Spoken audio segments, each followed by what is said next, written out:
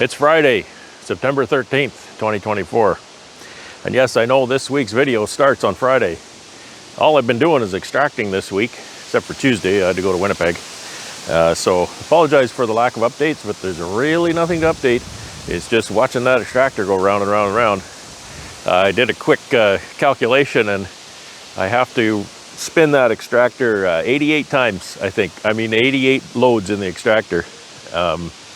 And so we've extracted about 4,000 pounds so far, which the yield is looking really good because I don't think I'm quite half done.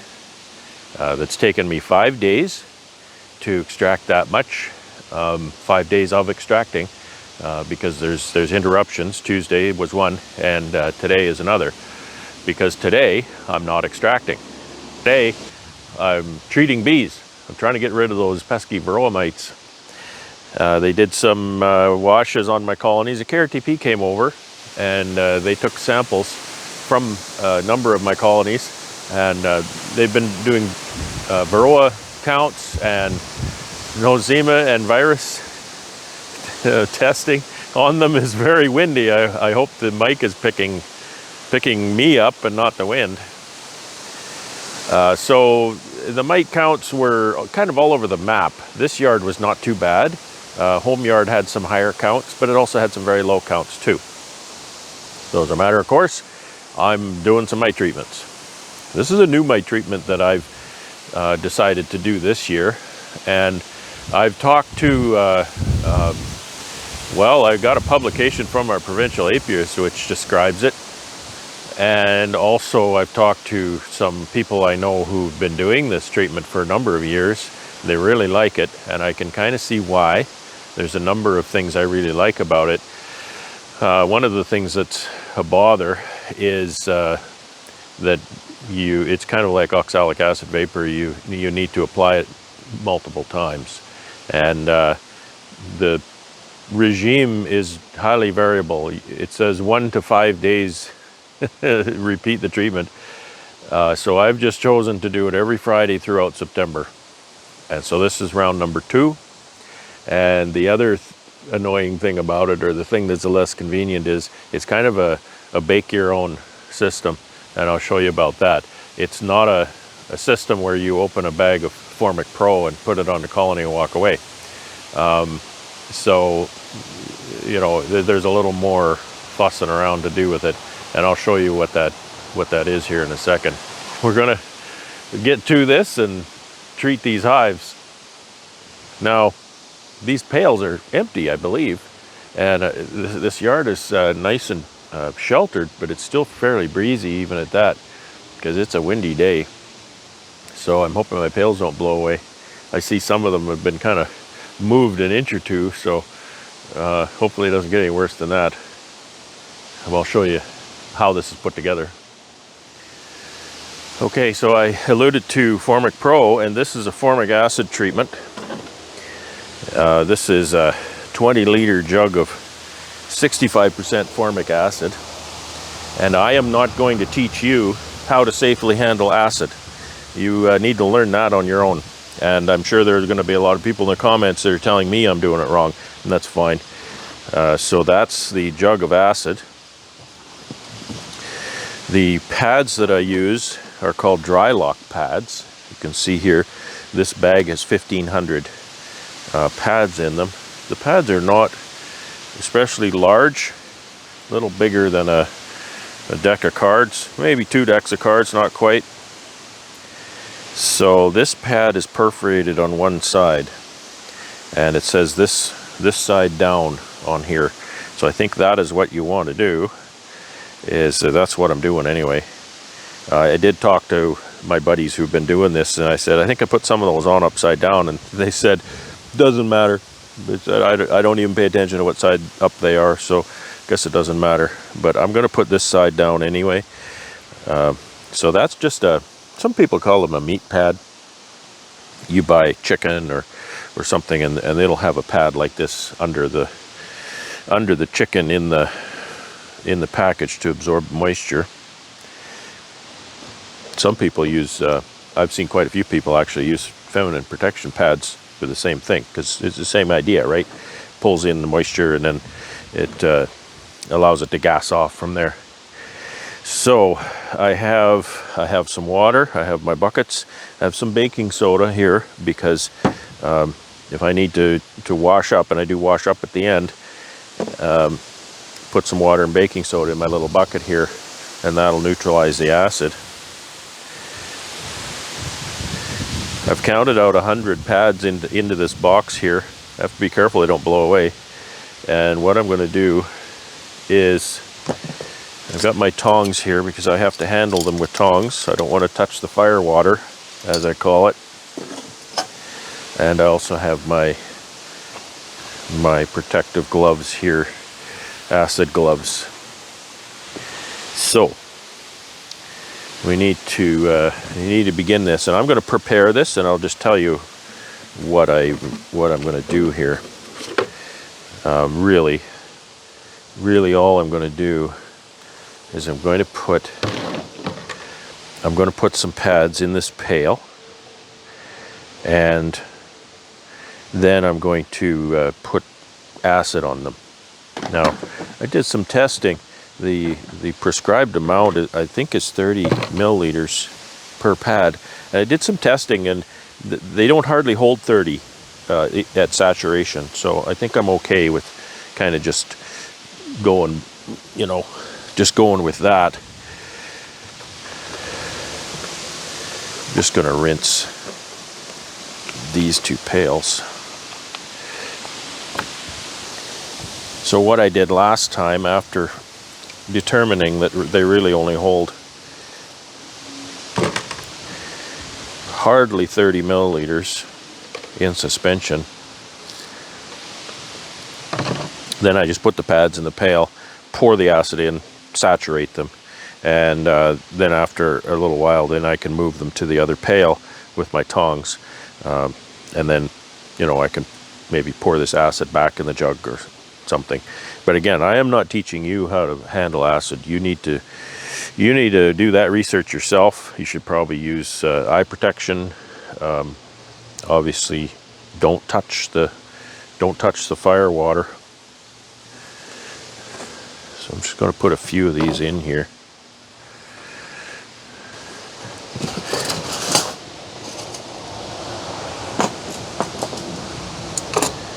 I'm just going to pour some acid in that.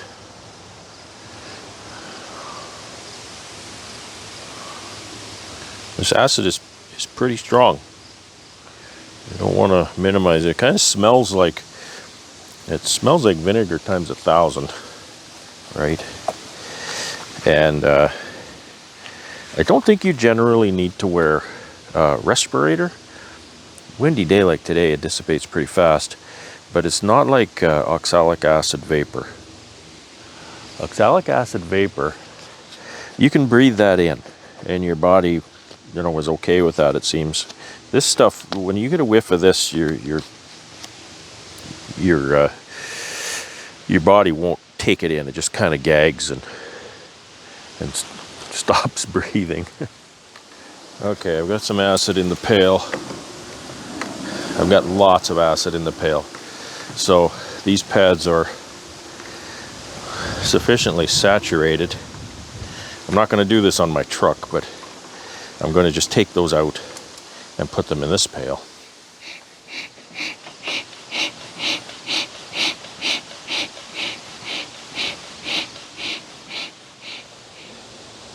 So I want to do a deep dive into these that I treated last week, and so you can see the pad that I have on here. I'm sure that would be okay to touch with my hands, but I'm not going to. I'm going to just kind of flip that off of here. Those are not really reusable. My buddies that do this, they say that a lot of times they don't even take it out, that the bees will haul it out. So I have Appy tablet on here as well, and you can see they're definitely eating those. They eat them from the bottom as well, just like they would a pollen patty. And these are pretty safe. They're just the essential oils and cornstarch and sugar and whatnot. They're not harsh to handle. So that's just what they are. Just a nutritional thing. The bees seem to like them, and And there's been some beekeepers who have seen some pretty beneficial examples of how their bees respond to them.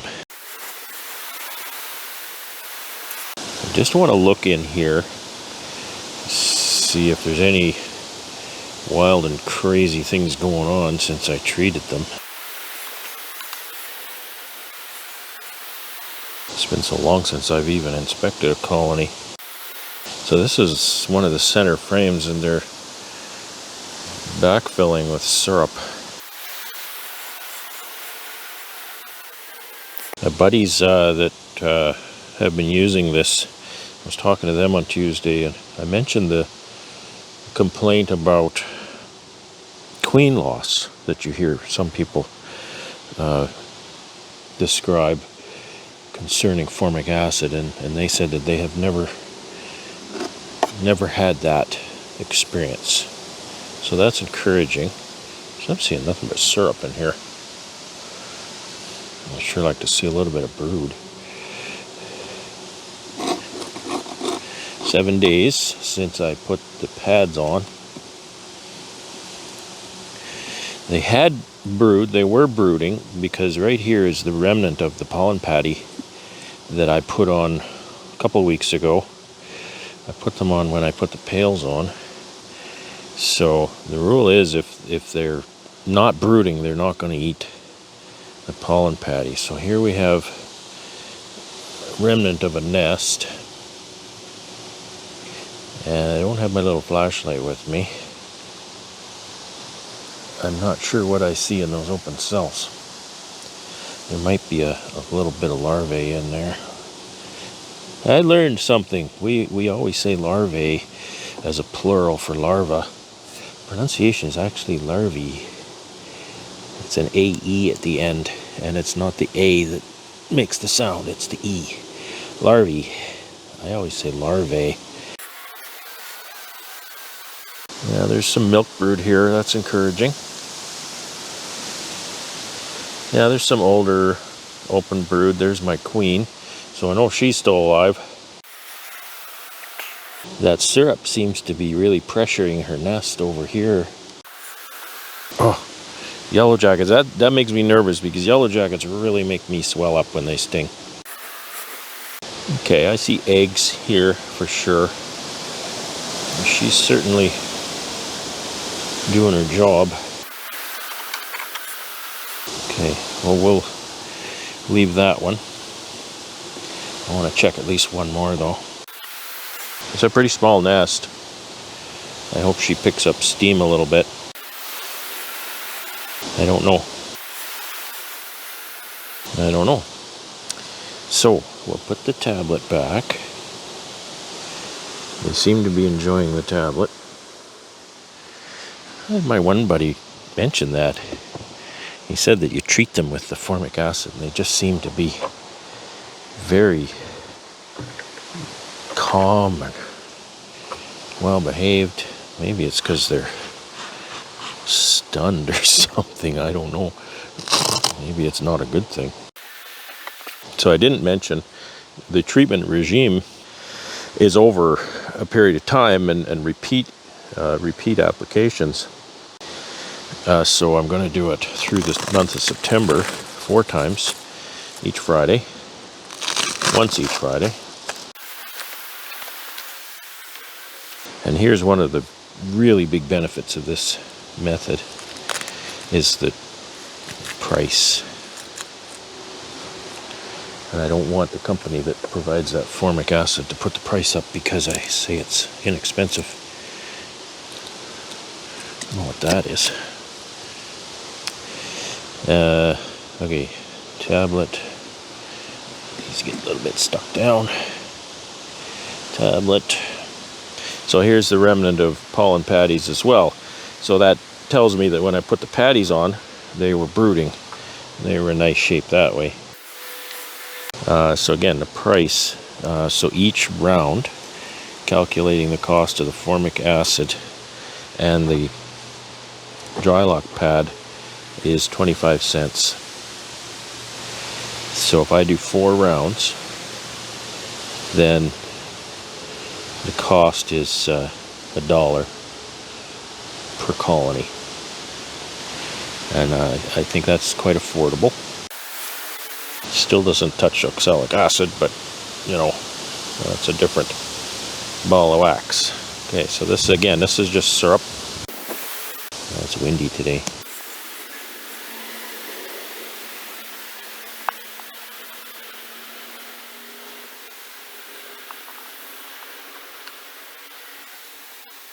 A little bit of sealed brood here. Oh, there's a little more sealed brood there.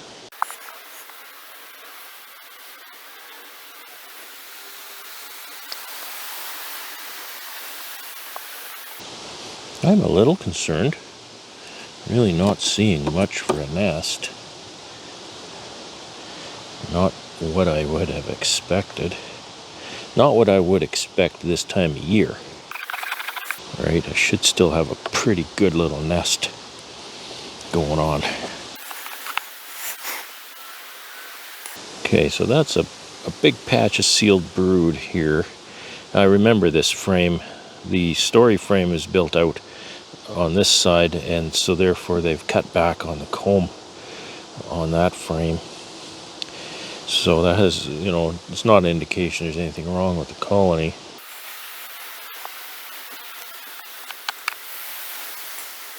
I'm seeing some larvae in a few of these open cells.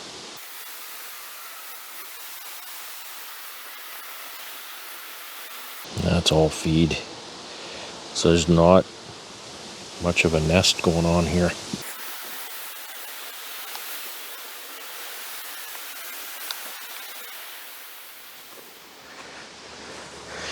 So I just phoned my mentor who mentors me in this process, and he assured me what I'm seeing and what I'm doing is exactly normal. So get another pad just like that.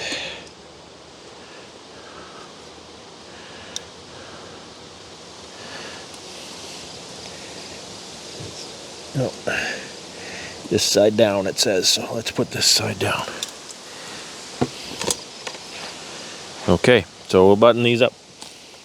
I'm going to continue with that exactly that way. So I asked him about feeding. There is a note on the label for Formic Pro. This is not Formic Pro, and there's a note against feeding while you treat with Formic Pro. And I have questioned the manufacturer of that product, and without going into detail about that conversation, I don't believe that requirement applies here. These pails are empty, so I'm going to wait a few days and then I'm going to refill these pails, because what I don't want to happen is I don't want to put a nice fresh full pail on here and have them backfill that whole brood chamber and not be able to reestablish that nest. Because I think when this treatment is done and my buddy said that it could be 3 or 4 days when this treatment is done, not a week. You can wait a week, but he said you don't have to. He usually waits about 4 days, I think he said. So in about 4 days, that'll be Tuesday, Wednesday next week, I'll refill these pails and get the feeding process on the road again. Coincidentally, I asked him to give me a call so I could discuss what I was seeing, and I was going through this hive and I saw the queen and she was not marked. So I picked her up, and just as I picked her up, the phone rang.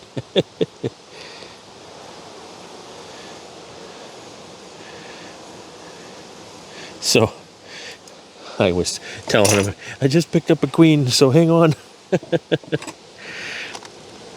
All right. And yeah, this stuff, the bees don't like it. They'll move away from it.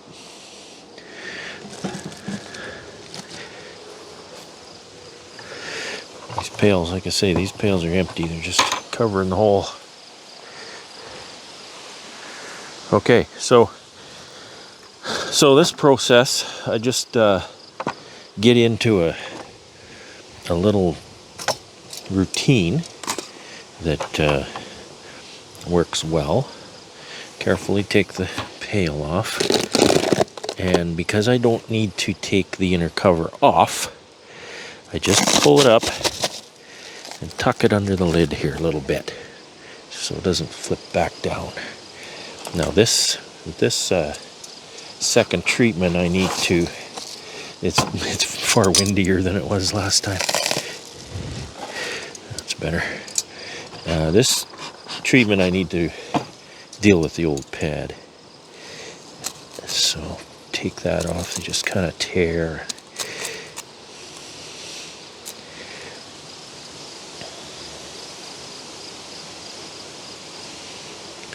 Stick the new one on. Flip that back.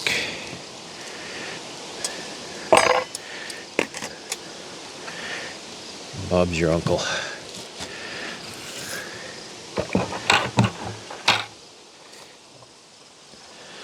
The bees are very, very chill today. He mentioned that. He said, you wouldn't believe, you open that hive and the bees are very content and happy now. And he's got a good sense of humor. And I said, either they're content and happy or they're so damaged they don't even know what's going on. But I am detecting that.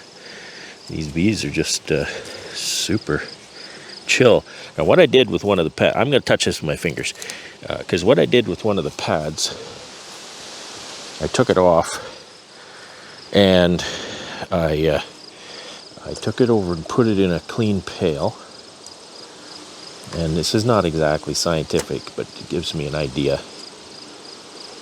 And I put some water in there. And then I put some baking soda and I mixed it around and sloshed it through there, whatnot. And I saw no foaming. So that kind of non-scientifically indicates to me that the acid has indeed gassed off,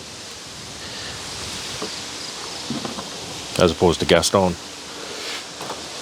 I don't know who Gaston is.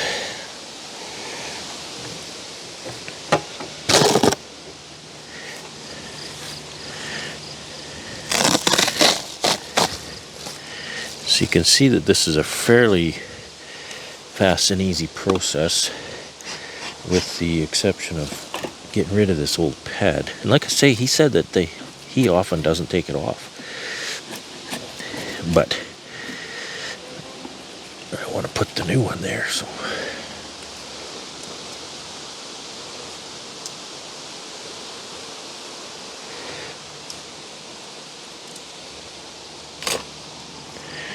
Okay, so this colony, they've eaten all of their pollen patty, and they're eating the appy tablet, but not as much. So, and that's, I'm not suggesting anything, I'm just simply making an observance. I've smoked that already, but some of these hives are just beautiful.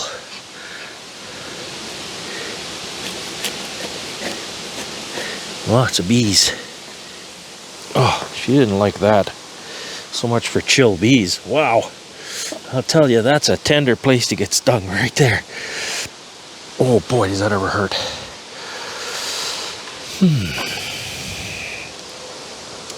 Call them beautiful and they do that to me. I had a girlfriend like that one time.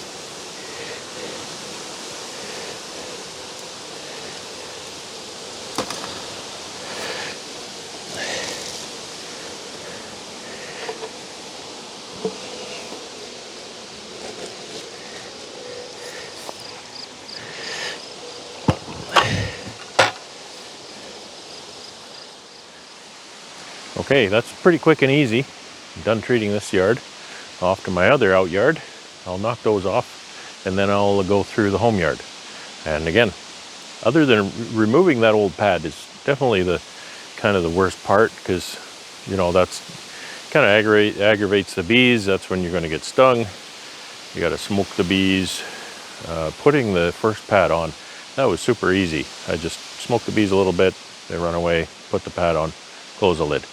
But this is pretty easy even at that. So thanks for watching. I'm sorry this week is a little bit of a condensed, or short at least, video, but maybe you got tired of the really long videos I've put out lately. I very much appreciate you watching. Have a great weekend. Take care and have fun.